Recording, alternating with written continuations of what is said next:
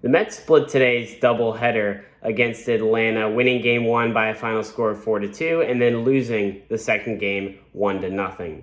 In Game 1, the Mets got 5 shutout innings from Jacob DeGrom, even though he did not have his best stuff.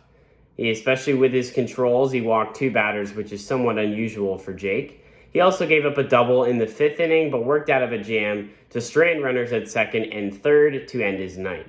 Here's Jake on how he felt in his 5 innings of work tonight. Felt good. I think that's why we decided at that 70 pitch mark to say that was enough. Didn't want to overdo it, and talking to Hef and Louie in between, they said that they thought it was enough, and I was like, all right, well, let's be smart. I've said it before. I do not like coming out of baseball games, and hopefully that last one was the last time this year. So thought it was the right move there. Amazing how DeGrom cannot have his best stuff and still go 5 shutout innings. Only really the best pitcher in the planet can do something like that. In terms of the offense, Jonathan VR came around to score on a walk in the first, but they got the bulk of their offense for the Mets in the 5th inning. From singles from Jeff McNeil in his first at-bat off the IL, VR, and a hit by pitch by Tomas Nido, which loaded the bases, of course, for Dom Smith, which he had the biggest hit of the game, a 3 RBI double to make the score 4-0. The Braves made it interesting with a 2-run homer from Ozzie Albies, but that would be it as Edwin Diaz came in to close the door and pick up the save. Final score in this one, 4-2. On to Game 2.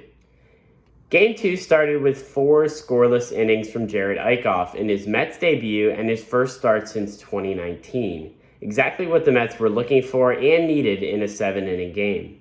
After Eickhoff left the game, came the only run of the contest as Miguel Castro immediately gave up a home run to Ronald Acuna Jr. to make the score 1-0. Ian Anderson pitched very well for Atlanta, holding the Mets offense to just 3 hits in 6 1/3 innings, striking out 5. The Mets were able to load the bases with 1 out in the 7th inning, but could not score to lose this one by a very frustrating final of 1-0. To make matters worse, the Mets got some bad injury news today, including Jerry's Familia on the 10-day IL with a right hip impingement, Joey Lucchesi, who was a UCL tear and may need Tommy John, and Jonathan VR, who left the game with calf tightness. Robert Gazelman also recently moved to the IL with a right lat tear. Here's manager Luis Rojas on the injuries tonight. Yeah, it's a challenge once again. It's a baseball season. It's full of challenges. You have it with the injuries. You have it with the up and downs of some guys throughout the season, and you have it facing the other teams, really good teams that you're playing. So there's challenges everywhere. I think we're meeting this one right now where we need innings. Yeah, we need length. We got some today from Jerad Eickhoff, so we're looking for more of that right now when you have the loss of guys like Lucchesi and even guys in the bullpen like Familia as well. So and Giselman. So we just wanna go through it the best we can. We're gonna stick together and we're gonna be positive. We're gonna have the same mindset we've had so far, and we'll be ready. I'm sure we'll get people that help us to go through this.